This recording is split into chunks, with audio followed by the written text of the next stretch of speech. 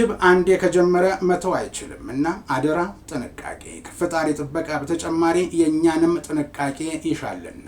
ምርጫ 2018 የኢዜማ እጩዎችን በመሰረዝ የብልጽግና አባላትን በመተካታቸው ለቦርዱ ቅሬታ መቅረቡ ተሰማ። ከዚህ ቀደም በቦርስ የዜና ወጃ የህወሓት ቡድን ከሻዕቢያ ጋር በፈጠረው ጽምዶ መቀሌ ሐውልት የነበረውን ድርጅታዊ ቢሮ በኤርትራ ሰንዓፌ መክፈቱንና ቢሮውን በበላይነት ከሚመሩት የድርጅቱ የፖለቲካ ክንፍ መሪዎች አንዱ ዶክተር ደብረጽዮን መሆናቸውን ዘግበን ነበር። ጠቅላይ ሚኒስትር ዶክተር አብይ አህመድ ከቃና ቴሌቪዥን ጋር ያደረጉትን ውይይት የሞርስ ኤዲሲ አዘጋጅቶ እንዳበቃ የሚቀርብ ይሆናልና ቤተሰቦቻችን ጠብቁ ብለህ ቀጠሮ ያዝ ብለውኛል፣ አድርሻለሁ። ስለሆነም ከዛሬው የዜና መርሃ ግብር በኋላ የሚቀርብ ይሆናል፣ ጠብቁን።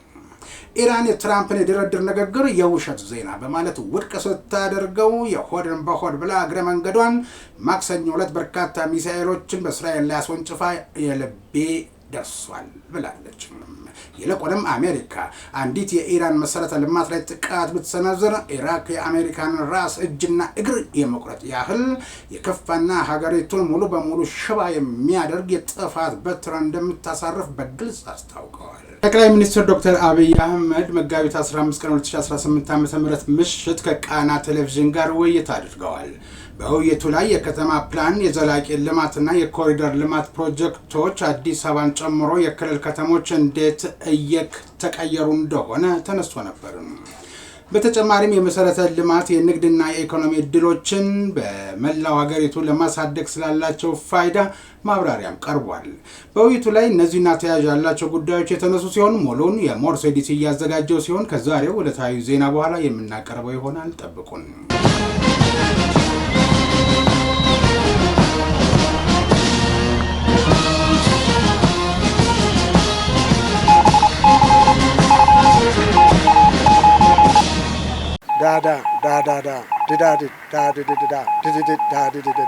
ሞርስ ማለት ይችላል። ይህ ሞርስ ነው የሚያዘጋጀው ወንድም ኢዮብ። ጤና ይስጥልኝ። ይህ በሞርስ ኮሚኒኬሽን ተዘጋጅቶ የሚቀርብላችሁ መርሃ ግብር ሲሆን በምድር ኃይል ፎሬን ሲነፋ፣ በባህር ኃይል ማስተሪንግ፣ በአየር ኃይል ፓሬድ ሲደረግ ወደ እናንተ እንዲደርስ በሞርስ የበላይ ጠባቂ የተሰናዳው የሰኞ መጋቢት 15 ቀን 2018 ዓ.ም የሞርስ ዜና እነሆ ጀመረ።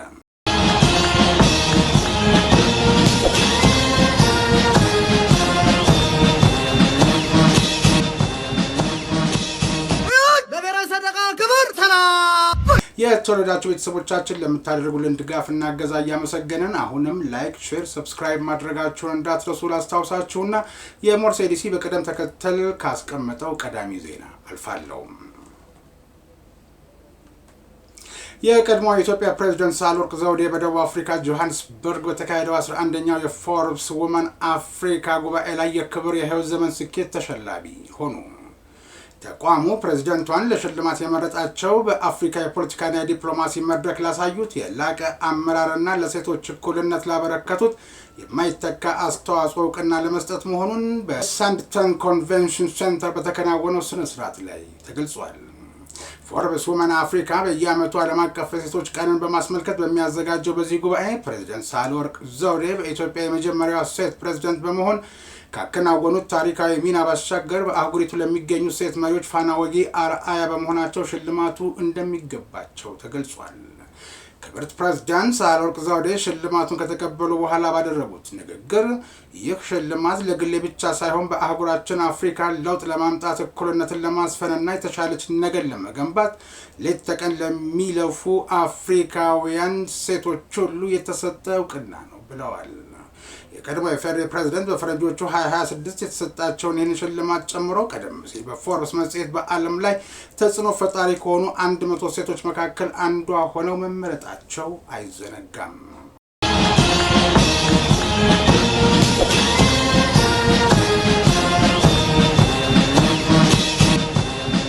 ራይድ ትራንስፖርት አገልግሎት ከቦስተን ፓርትነርስ ጋር የስራ ስምምነት መፈራረሙና ተቋማቱ አዳዲስ የፓርትነርስ አገልግሎቶችን መልካም ስምና ዝናን በጠበቀ መልኩ የጋራ ገበያ የሚያሰፉ ጥቅሎችን ለማዘጋጀት መስማማታቸው ተመላከተ። ተቋማቱ በስምምነታቸው እንደ እንጦጦ ፓርክ፣ አፍሪካን ቪሌጅ፣ ኩሪፍቱ ቢሾፍቱ ሪዞርቶች ራይድ ኤሌክትሪክ መኪኖችን በመመደብ ከቦስተን ፓርትነርስ ጋር በጋራ እንደሚሰራና በኩሪፍቱ ሪዞርቶች በሚካሄዱ ትልልቅ ስብሰባዎች፣ የጋብቻ ስነ ስርዓቶችና ኮንሰርቶች በሚዘጋጁበት ወቅት ራይድ ትራንስፖርት በቂና አስተማማኝ ትራንስፖርት እንደሚያቀርብ የራይድ ትራንስፖርትንም ሆነ የቦስተን ፓርትነርስ አገልግሎቶችን መልካም ስምና ዝናን በጠበቀ መልኩ የጋራ ገበያ ትስስር የማስተዋወቅና የብራንድ ፕሮሞሽን ስራዎችን በትብብር የሚሰሩ መሆናቸውና አዳዲስ የገበያ ተደራሽነትን የሚያሰፉ ፓኬጆችን በጋራ በማዘጋጀት ለተጠቃሚዎች ለማድረስ በጋራ እንሰራለን ብለዋል።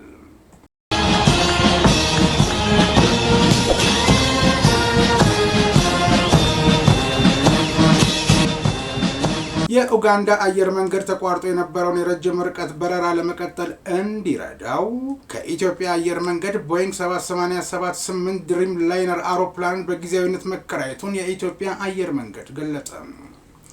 የኪራይ ውል ስምምነቱ ለ2 ወር የሚቆይ መሆኑ ሲታወቅ የኢትዮጵያ አየር መንገድ ለዚህ ስራው ከኡጋንዳ አየር መንገድ ተገቢውን ክፍያ ያገኛል ሲል የጠቀሰው አየር መንገድ በምን ያህል ወርሃዊ ክፍያ ኪራዩ እንደተከናወነ ግን ለመግለጽ አልሆነለትም። የኢትዮጵያ አየር መንገድ ከኡጋንዳ አየር መንገድ ጋር በጊዜያዊ ውል ስምምነት የአውሮፕላን ኪራዩን የፈጸመው የኡጋንዳ አየር መንገድ ያሏቸው 2 ኤርባስ ኤ380 አውሮፕላኖች ባልታሰበ ምክንያት ከአገልግሎት ውጭ በመሆናቸው ምክንያት ወደ ሎንዶን የሚያከናውኑትን በረራ እንዳይቋረጥ ለማድረግ መሆኑም ተመላክቷል። በኢንዱስትሪው ሁልጊዜም ሊሰመርበት የሚገባው የኢትዮጵያ አየር መንገድ የአፍሪካ አየር መንገድ ነው። እኛ ፓን አፍሪካን ኤርላይንን ብለን ስንል ለማለት ብቻ አይደለም፣ ተግባራችንን የምንናገረውን መምሰል አለብን። ስለዚህም የኡጋንዳ አየር መንገድ ችግር ላይ ወድቋል። የማኔጅመንት ለውጥ አለ። አውሮፕላኖች ችግር ገጥሟቸዋል። ይህ በሚሆንበት ጊዜ እንድንረዳቸው ጠየቁን። ሲጠይቁን አንድ ሙሉ የበረራ ሰራተኞችንና አንድ አውሮፕላን ሰጥተናቸዋል። ይህ በኢንዱስትሪው ዌት ሊዝ ይባላል። ዌት ሊዝ ማለት ይዘው የሚበሩ የኡጋንዳ አየር መንገድ የበረራ ቁጥር ቢሆንም በኢትዮጵያ አየር መንገድ ፍላግ ነው የሚሰሩት። የኢትዮጵያ አየር መንገድ ሕግና ስርዓትን ተከትሎ ነው የሚሰሩት። ስለዚህ ከዚህ የኪራይ ስምምነት ነው ያደረግነው ማለት ነው። ከነ ሙሉ ክሩ ፓይለቶችን፣ ሆስተሶችን፣ የጥገና ሰራተኞችንና ሁሉም ከኢትዮጵያ አየር መንገድ ይይዝና ዩጋንዳ ሆኖ ስራውን ይሰራል። የኢትዮጵያ አየር መንገድ ለዛ ስራው ተገቢውን ክፍያ ይጠይቃል። አውሮፕላኑ ለ2 ወር ጊዜ ነው የሄደው። የነሱ አውሮፕላኖች እስከዛ ድረስ ተጠግነው ይደርሱላቸዋል። ከዛ አውሮፕላኑ ተመልሶ ለኛ ስራ ይመጣል ሲል አየር መንገዱ ነግሮኛል ያለው ቲክቫህ ኢትዮጵያ ነው።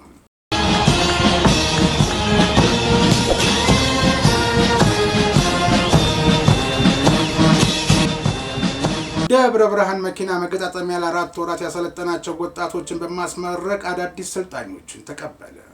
የታታሪዋ ኢትዮጵያ ተምሳሌት ቢኬጂ በደብረ ብርሃን መኪና መገጣጠሚያ አውቶሞቲቭ ዘርፍ ለ4 ወር ያሰለጠናቸውን 30 ወጣቶች ማስመረቁና በምትካቸው አዳዲስ ሰልጣኞችን የተቀበለ መሆኑን ሞርስ ሰምቷል። በምረቃው ላይ የተገኙት የደብረ ብርሃን ከተማ ተቀዳሚ ምክትል ከንቲባ አቶ በድሉ ውብሸት እንደገለጹት ቢኬጂ ከምስረታው ጀምሮ በፍጥነት ወደ ስራ በመግባትና በአሁኑ ሰዓት ደግሞ ሌሎች ተቋማት ያልጀመሩትን የስራ ላይ ስልጠና እውን በማድረግ ከፍተኛ ሚና እየተጫወተ ነው ሲሉ ማንነታቸውን ሰጥተዋል። አቶ በድሉ አክለውም ፋብሪካው በማህበራዊ ኃላፊነት፣ በስራ ዕድል ፈጠራ ረገድ ለሌሎች ሞዴል መሆኑንም ገልጸዋል። የታታሪዋ ኢትዮጵያ ተምሳሌት ቢኬጂን በመወከል የተገኙት የፌቢላ ኢንዱስትሪያል ዋና ስራ አስፈጻሚ አቶ እኔው ዋሴ በበኩላቸው አሁን የተመረቁትን ጨምሮ ቢኬጂ ባለፉት 3 ዙሮች ከ100 በላይ ወጣቶችን የተግባር ስልጠና በመስጠት ለስራ ዝግጁ እንዲሆኑ ብሎም የስራ ዕድል በመፍጠር ኃላፊነቱን እየተወጣ ይገኛል ብለዋል። በቀጣይም ከዚህ በላይ በመስራት በርካታ ወጣቶችን በማሰልጠን ሙያዊ ብቃት ያላቸው ወጣቶች እንዲፈጠሩ የስልጠና መርሃ ግብራችንን አጠናክረን እንቀጥላለን ብለዋል። የፋብሪካው ስራ አስኪያጅ አቶ መሐመድ አህመድ በበኩላቸው መገጣጠሚያው ወጣቶችን አሰልጥኖ ለስራ ዝግጁ ከማድረግ በተጨማሪ ከሰልጣኞች መካከል ከፍተኛ አፈጻጸም ያሳዩ 10 ሰልጣኞችን በመገጣጠሚያው ውስጥ የስራ ዕድል ተፈጥሮላቸዋል ብለዋል። ሰልጣኞች በበኩላቸው በደብረ ብርሃን ፖሊቴክኒክ ኮሌጅ የቀሰሙትን እውቀት በፋብሪካው ውስጥ በተግባር በመለማመዳቸው ይበልጥ ብቁና ተወዳዳሪ የመሆናቸው ምክንያት በመሆኑ ድርጅቱ ላመቻቸው የስራ ዕድል ምስጋና አቅርበዋል። በተያያዘ ዜና የታታሪዋ ኢትዮጵያ ተምሳሌት ቢኬጂ የገጣጠማቸውና በባህር ዳር ከተማ አገልግሎት በመስጠት ላይ የሚገኙት የኤሌክትሪክ አውቶቡሶች ለወቅታዊው የነዳጅ እጥረት አማራጭ ስለመሆናቸው ተጠቆመ። የባህር ዳር ከተማ አስተዳደር ምክትል ከንቲባ አስሜ ብርሌ ከተማ አስተዳደሩ ለህዝብ ትራንስፖርት አገልግሎት የሚሰጡ 10 ኤሌክትሪክ ተሽከርካሪዎችን ቀደም ብሎ ስራ ማስጀመሩ አሁን ላይ በነዳጅ እጥረት እየተፈጠረ ያለውን የትራንስፖርት ችግር ለማቅለል አግዟል ብለዋል። አሁን ላይ ችግሩ ከመፈጠሩ በፊት ከነበረው አገልግሎት አሰጣጥ በተሻለ ለማህበረሰቡ አገልግሎት ለመስጠት ጥረት እየተደረገ መሆኑን ጠቁመው አንዱ አውቶቡስ ብቻ በወንበር 60 ተገልጋዮችን በአንድ ጊዜ ሲያስተናግድ ነበር። አሁን ላይ ግን ከችግሩ ስፋት አንጻር ተጨማሪ ተገልጋይ በአንድ እንዲያስተናግዱ እየተደረገ ነው ብለዋል። ቀደም ሲል የተሽከርካሪ መነሻ ፌርማታዎች ላይ በሙሉ ወንበሩ ተገልጋዮችን እስኪይዝ ድረስ ይጠብቅ የነበረው አሰራር መሻሻሉንም ያነሱት ምክትል ከንቲባው በዚህም 10 ኤሌክትሪክ ተሽከርካሪዎችን በቀን ከ16,000 እስከ 20,000 የሚደርሱ ተገልጋዮችን እያስተናገዱ መሆኑን ገልጸዋል። ተሽከርካሪዎቹ ዲጂታላይዝድ የሆኑና የዘመኑ ቴክኖሎጂ የታጠቁ በመሆናቸው ምን ያክል ተገልጋይ እንደተጠቀመ የሚመዘግብ ሲስተም ያላቸው መሆኑና በእያንዳንዱ ተሽከርካሪ የተገጠሙት 9 ካሜራዎች ተሽከርካሪዎቹ ያሉበትና የሚቆሙበትን ቦታ በሲስተም መረጃ የሚሰጡ ስለሆነ ለክትትል አመቺ ናቸው ብለዋል። ተሽከርካሪዎቹ በአንድ ቻርጀር ለ3 ቀን አገልግሎት መስጠት የሚችሉ ናቸው ያሉት ምክትል ከንቲባው ለዚህ ሁሉ ፈጣን የኤሌክትሪክ ቻርጅ ማድረጊያ ቦታዎች መኖራቸውንና አገልግሎቱ ፈጣንና ኢቲኬት ስርዓትን የሚከተል ፖስ ማሽን ተጠቃሚ መሆኑ ከተማዋ ወደ ዘመናዊ ትራንስፖርት አገልግሎት አሰጣጥ ገብታለች። ወደፊትም በከተማዋ የተሻለ ዘመናዊ የሆነ ትራንስፖርት አገልግሎት እንዲኖር ይሰራል ሲሉ ነገሩኝ ብሎ የዘገበው አሚኮ ነው።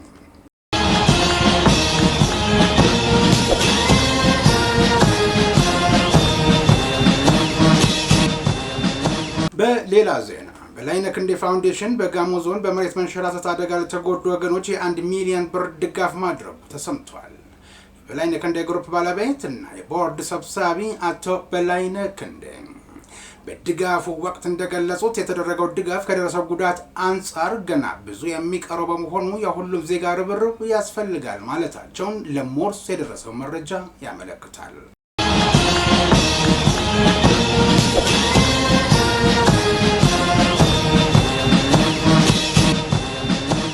የተወደዳችሁ ቤተሰቦቻችን ለምታደርጉልን ድጋፍና እገዛ እያመሰገንን በሞርስ የበላይ ጠባቂ ከዛሬ መጋቢት 15 ቀን ዜና በኋላ ጠቅላይ ሚኒስትር ዶክተር አብይ አህመድ ከቃና ቴሌቪዥን ጋር ያደረጉትን ውይይት የሞርስ ኤዲሲ አዘጋጅቶ እንዳበቃ የሚቀርብ ይሆናልና ቤተሰቦቻችን ጠብቁ ብለህ ቀጠሮ ያዝ ብለውኛል፣ አድርሻለሁ። ስለሆነም ከዛሬው የዜና መርሃ ግብር በኋላ የሚቀርብ ይሆናል፣ ጠብቁን። የሀገራዊ ምክክር ኮሚሽን ተልዕኮ ውጤታማ እንዲሆን የመንግስት ተቋማትን ጨምሮ ሁሉም አካላት ተባባሪ ሊሆኑ እንደሚገባ ተመላከተ። ከመንግስት ተቋማት ባሻገር የፖለቲካ ፓርቲዎች፣ የሲቪል ማህበረሰብ ድርጅቶች እንዲሁም አጠቃላይ ኢትዮጵያውያን በምክክር ሂደቱ ላይ የመሳተፍ መብት እንዳላቸውና በሀገሪቱ አንዳንድ አካባቢዎች የሚስተዋሉ ግጭቶች ለኮሚሽኑ ስራ አንዱ እንቅፋት መሆናቸው ተጠቁሟል። ይህንን ችግር በመፍታት ኮሚሽኑ ስራውን በአግባቡ እንዲከውን የጋራ ትብብር እንደሚያስፈልግ የተገለጸ ሲሆን በኢትዮጵያ ረዘም ያለ ሂደት የሚጠይቁ ችግሮች በመኖራቸው ያልተግባባንባቸውን ጉዳዮች በውይይት መፍታት ስለሚያስፈልግ የምክክር ኮሚሽን መቋቋሙ አስፈላጊ ነው መባሉ ተዘግቧል። በመሆኑም ኮሚሽኑ ለሚያከናውናቸው ሀገራዊ ተግባራት ሁሉም አካል ትብብር እንዲያደርግ የህግና ፌዴራሊዝም ምሁር እንዲሁም የፌዴሬሽን ምክር ቤት ጽህፈት ቤት ምክትል ኃላፊ አቶ በላይ ውድሻ ጥሪ ማቅረባቸውን የዘገበው አሃዱ ነው።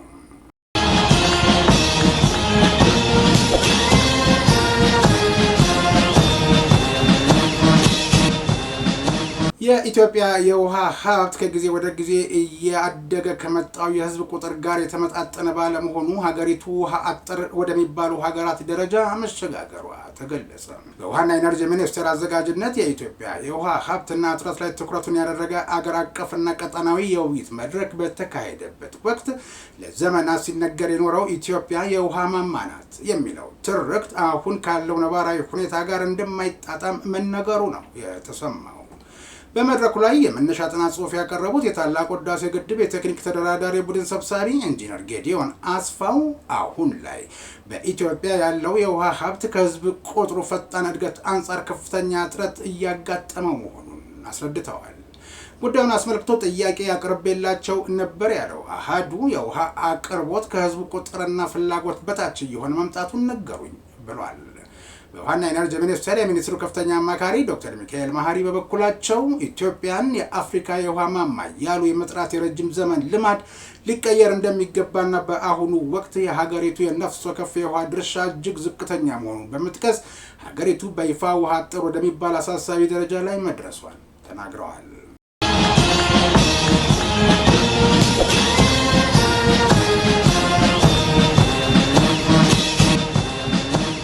የመከላከያ ሰራዊት ሙዚየም ታሪክን ለትውልድ የማስተላለፍ ማሳያ መሆኑ ተገለጸ። የሙዚየሙ ፕሮጀክት አስተባባሪ ሌተናል ኮሎኔል አዶኛ ስብሐት የመከላከያ መሐንዲስ ዋና መምሪያ ማንኛውንም ሀገራዊ ተልዕኮ በብቃት እየተወጣ መሆኑን ገልጸው በተቋም ደረጃ የሰራዊቱ ሙዚየም በመገንባት ለቀጣይ ትውልድ አሻራ የሚሆን ስራ መሰራታቸውን አስታውቀዋል።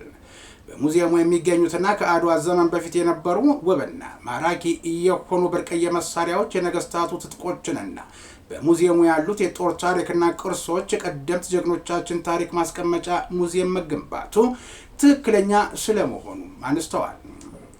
ሌተናል ኮሎኔል አዶኛ እንዳሉት የመከላከያ ሰራዊት አኩሪ ታሪክ ተሰንዶ ከትውልድ ወደ ትውልድ እንዲተላለፍ መደረጉ የሚደነቅ ተግባር ነው። መከላከያ ሰራዊቱ ከትናንት እስከ ዛሬ በለውጥ ጉዞ ላይ እንደሚገኝና የሙዚየም ግንባታ በአጭር ጊዜ ሰርቶ ወደ ስራ በማስገባቱ የመከላከያ መሐንዲስ ዋና መምሪያ በማንኛውም ስራ ግንባር ቀደም ሆኖ መስራቱን ያመላከተ ነው ብለዋል ሌተናል ኮሎኔል አዶኛ ስብሐት። ሙዚየሙ የተሰራበትን ቦታ ማራኪ፣ ውብ፣ አስደናቂ አድርጎ በአጭር ጊዜ በመስራት ምቹነትን በመፍጠር ለሰራዊቱ የሚሆን ለሲቪል ሰራተኞች የተመቻቹ የጎብኚዎች መዳረሻ ፈጥረናል ሲሉ አስተባባሪው ተናግረዋል። ዘገባው የካሳው ወርቁ ነው።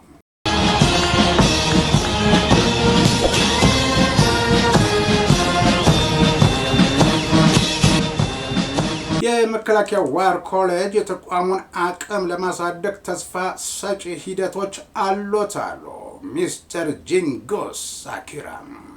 በጃፓን መከላከያ ሚኒስቴር የኤዥያና የአፍሪካ ክልላዊ ዲፓርትመንት ጥናት ክፍል የሰላምና ደህንነት ዘርፍ ከፍተኛ ተመራማሪ የሆኑት ሚስተር ጂንጎስ አኪራ የመከላከያ ዋር ኮሌጅን ጎብኝተዋል። በጉብኝታቸውም ኮሌጁ የተቋሙን አቅም ለማሳደግ ተስፋ ሰጪ ሂደቶች እንዳሉት ለመረዳት ችያለሁ ብለዋል። ኢትዮጵያ በአፍሪካ ቀንድ በሰላም ማስከበር በጸጥታና ደህንነት ለጎረቤት ሀገራት ያበረከተችውና እያበረከተችው ያለው አስተዋጽኦ ከፍተኛ እንደሆነም ጠቅሰዋል። በቀጣናው የሚታየውን ተለዋዋጭ ጂኦፖለቲካ ለማረጋጋት የተሳተፈችባቸው በርካታ የሰላም ማስከበር ግዳጆችን በላቀ ውጤት ማስመዝገብ መቻሏም ተመላክቷል። በዕለቱ አጠቃላይ የኮሌጁን ተቋማዊ ገጽታ ለጎብኚዎች ያብራሩት የመከላከያ ዋር ኮሌጅ አዛዥ ብርጋዴር ጄኔራል ጥላሁን ደምሴ ናቸው። አዛዡ እንዳሉት ኢትዮጵያ በአፍሪካና በቀጣናው ሀገራት ያላትን ስትራቴጂያዊ ጠቀሜታ መረዳትና ብሔራዊ ጥቅምን ማስጠበቅ የሚችሉ ከፍተኛ አመራሮች፣ የጸጥታና ደህንነት ኃይሎች የአመራር ብቃታቸውን ለማሳደግ በከፍተኛ ትጋት ኮሌጁ እየሰራ ነው። ኮሌጁ የመከላከያ ሰራዊት አመራሮች፣ የፌዴራል እና የክልሎች የጸጥታና ደህንነት አመራሮች በመደበኛ የትምህርት መርሃ ግብር እንዲሁም በአጭር ኮርስና ተንቀሳቃሽ ኮርስ በማሰልጠንና በማስተማር ላይ እንደሚገኝ አብራርተዋል። ዘገባው የአሰፉ ግርማይ ነው።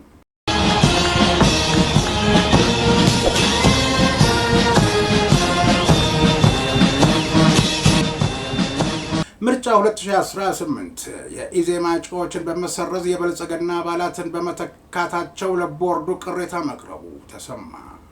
በቁጫ ወረዳ ምርጫ ክልል ኢትዮጵያ ዜጎች ማህበራዊ ፍትህ ኢዜማ እጩዎችን በመሰረዝ የብልጽግና ፓርቲ አባላት ለእጩነት እንዲቀርቡ በመደረጉ ለምርጫ ቦርድ ቅሬታ ማስገባታቸውን በወረዳው የኢዜማ ጽህፈት ቤት ነገረኝ ያለው ቲክቫህ ኢትዮጵያ ለምርጫ ቦርድ የተጻፈውን ደብዳቤ ተመልክቼዋለሁ ብሏል።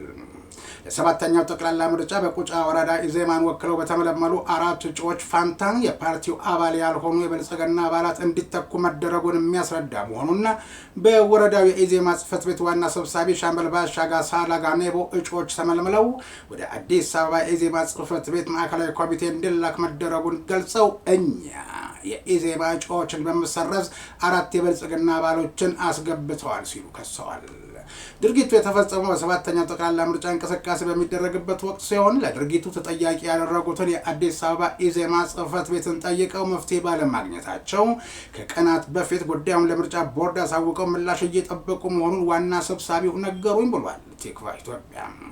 ቦርዱ ይህንን ጉዳይ በፍጥነት ካላስተካከለ በ2013 ዓ.ም ጀምሮ በቁጫ የተገነቡ 2850 የኢዜማ አባል ልንበትን ነው ሲሉ ነገሩኝ ያለው ቲክቫህ መፍትሄ ከተሰጠ ወደ ኢዜማ እንመለሳለን፣ ካልሆነ ድርጅቱን ለቀን እንወጣለን ብለን ቁጫ ላይ በጠቅላላ ጉባኤ መወሰኑን ጨምሮ ከደብዳቤው መረዳቱን በመጥቀስ አስነብቧል።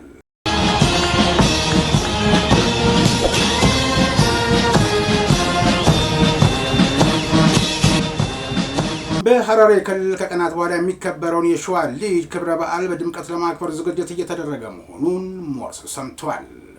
ከሐረሪ ለሞርስ የተላከው መረጃ እንደሚያመለክተው የሸዋሊድ በዓል በሐረሪዎች ዘንድ ለረጅም ዘመናት ሲከበር የቆየ ባህላዊ ክብረ በዓል መሆኑን አስታውሶ አሁን ላይ እሴቱን ጠብቆ ለትውልድ እንዲተላለፍ የማድረግ ስራዎች እየተሰሩ መሆናቸውን አመላክቷል። በዓሉ ወጣቶች በብዛት የሚሳተፉበት መሆኑ በትውልዱ መካከል አብሮነትን በማጎልበትና ወጣቶች ስለ ባህላቸው ያላቸውን አረዳድ የሚያሳድጉበትን እድል የሚፈጥር መሆኑ የሚወሳ ሲሆን በዓሉ በዩኔስኮ ዓለም አቀፍ ቅርስ ሆኖ መመዝገቡ ከክልሉ ባሻገር የሀገር ብሎም የዓለም ሀብት በመሆኑ ከሚኖረው ባህላዊ ትዕይንት በተጨማሪ የቱሪዝም መስህብ ሆኖ ገቢ ማስገኘት እንዲችል በማድረግ ጎብኚዎችን በመጋበዝ ጭምር በድምቀት ለማክበር ዝግጅት እየተደረገ መሆኑን አመላክቷል።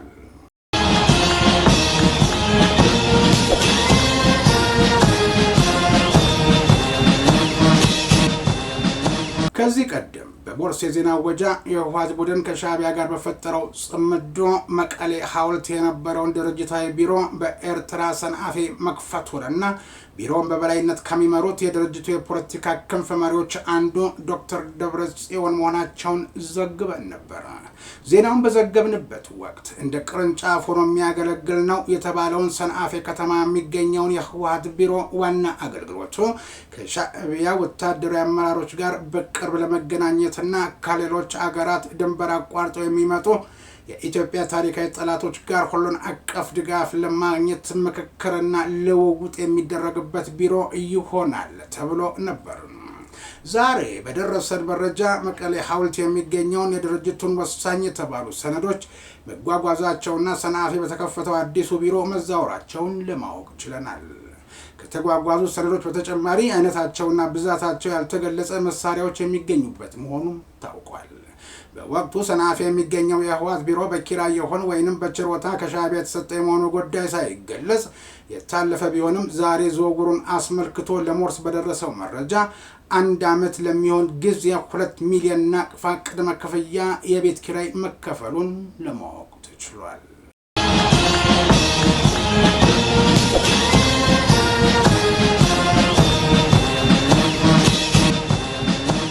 መጋቢት 13 ቀን 2018 ዓ.ም በጉራጌ ዞን እንደጋኝ ወረዳ ድንቁላ ከተማ አንድ ህፃን ልጅ በጅብ መበላቱን ተከትሎ በአካባቢውና በአዋሳኝ ወረዳዎች ወላጆችና የአካባቢው ህብረተሰብ ጥንቃቄ እንዲያደርጉ ፖሊስ መልእክት አስተላለፈ።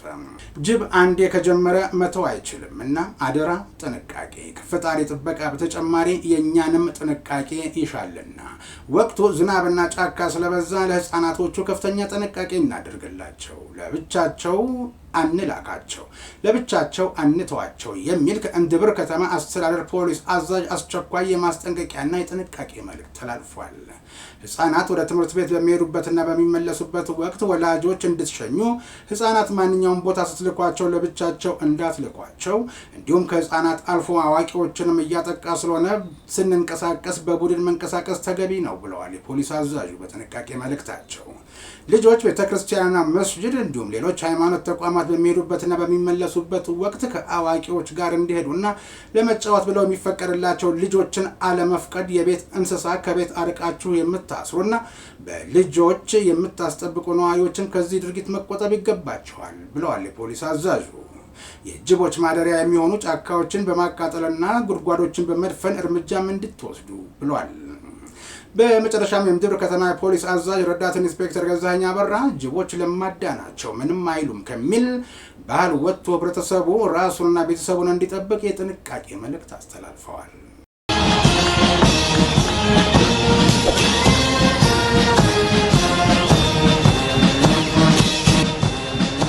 የተወደዳችሁ ቤተሰቦቻችን ለምታደርጉልን ድጋፍና ገዛ የሞርስ የበላይ ጠባቂና ኤዲሲው ምስጋናቸውን አቅርበውላቸዋል። አሁንም አዳዲስ ቤተሰቦች እንድናፈራ ላይክ፣ ሼር፣ ሰብስክራይብ ማድረጋችሁን እንዳትረሱ ላስታውሳችሁ። ወደ ውጭ ዜና አልፋለሁ።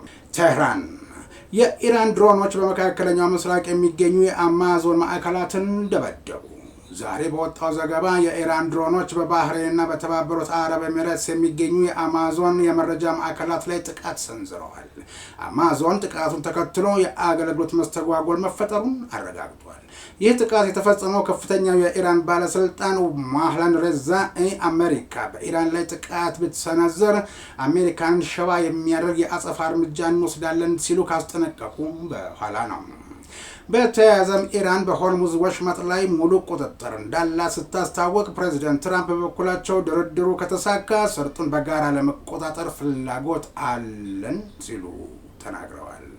በሌላ ዜና ኢራን የትራምፕን የድርድር ንግግር የውሸት ዜና በማለት ውድቅ ስታደርገው የሆድን በሆድ ብላ እግረ መንገዷን ማክሰኞ ዕለት በርካታ ሚሳኤሎችን በእስራኤል ላይ አስወንጭፋ የልቤ ደርሷል ብላለች። ፕሬዚደንት ዶናልድ ትራምፕ ከኢራን ባለስልጣናት ጋር ውጤታማ ውይይት አድርገናል ማለታቸውን የውሸት ዜና ብላ ኢራን ስታጣጥለው፣ ትራምፕ ደግሞ ኢራን የሆርሙዝ ባህርንና እንደገና ካልከፈተቸው በሚል የኢራን የኃይል ማመንጫዎች ለመምታት የነደፉትን እቅድ ለ5 ቀናት አራዝሜዋለሁ ማለታቸው ተዘግቧል። አሜሪካና እስራኤል ጦርነታቸውን በየካቲት 28 ከከፈቱበት ጊዜ አነስቶ ኢራን 20 በመቶ የሚሆነው የዓለም ዘይትና ፈሳሽ የተፈጥሮ ጋዝ መተላለፊያ የሆነውን ቁልፍ የባህር ወሽመጥ የዘጋች ሲሆን እስካሁን በጦርነቱ ከ2000 በላይ ሰዎች ተገድለዋል ሲል ሮይተርስ ዘግቧል። ይህ በእንዲህ እንዳለ ለአንድ አይን ጥቃት ሙሉ አካልን የመቁረጥ ያህል እርምጃ እንወስዳለን አሉ ከፍተኛው የኢራን ባለስልጣን ሞህላን ረዳኢ። ከፍተኛ የኢራን እስላማዊ አብዮታዊ ዘብ ባለስልጣን የሆኑት ሞሐሰን ሬዛኢ አሜሪካ በኢራን መሰረተ ልማቶች ላይ ጥቃት ለመሰንዘር ካሰበች ዓለምን ጉድ የሚያሰኝ እጅግ ከባድ ምላሽ እንደሚጠብቃት አስጠንቅቀዋል። ባለስልጣኑ እንደገለጹት የኢራን የአጸፋ እርምጃ ከዚህ ቀደም እንደሚባለው ተመጣጣኝ ወይም ለአይን አይን ለጥርስ ጥርስ የሚል አይነት አይሆንም። ይልቁንም አሜሪካ አንዲት የኢራን መሰረተ ልማት ላይ ጥቃት ብትሰነዝር ኢራቅ የአሜሪካን ራስ እጅና እግር የመቁረጥ ያህል የከፋና ሀገሪቱን ሙሉ በሙሉ ሽባ የሚያደርግ የጥፋት በትር እንደምታሳርፍ በግልጽ አስታውቀዋል። ይህ መግለጫ በሁለቱ ሀገራት መካከል ያለው ወታደራዊ ውጥረት ከፍተኛ ደረጃ ላይ በደረሰበት ወቅት የወጣ ሲሆን ኢራን ለማንኛውም ጥቃት የምትሰጠው ምላሽ ካልተጠበቀና አቅጣጫና በከፍተኛ የጥፋት መጠን እንደሚሆን አመላካች ተደርጎ ግን ተወስዷል።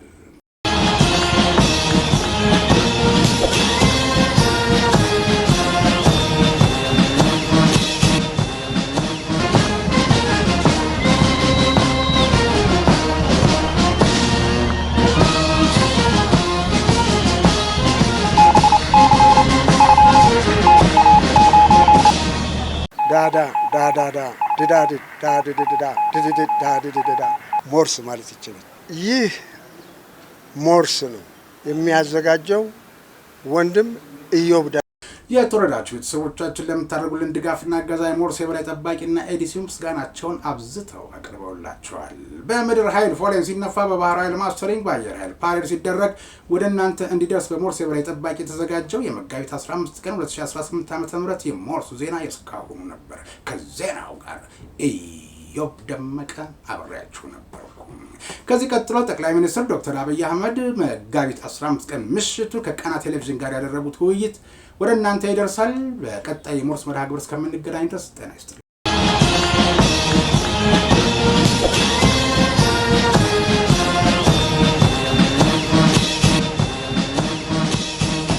ለብሔራዊ ሰንደቅ ዓላማ ክብር ሰላም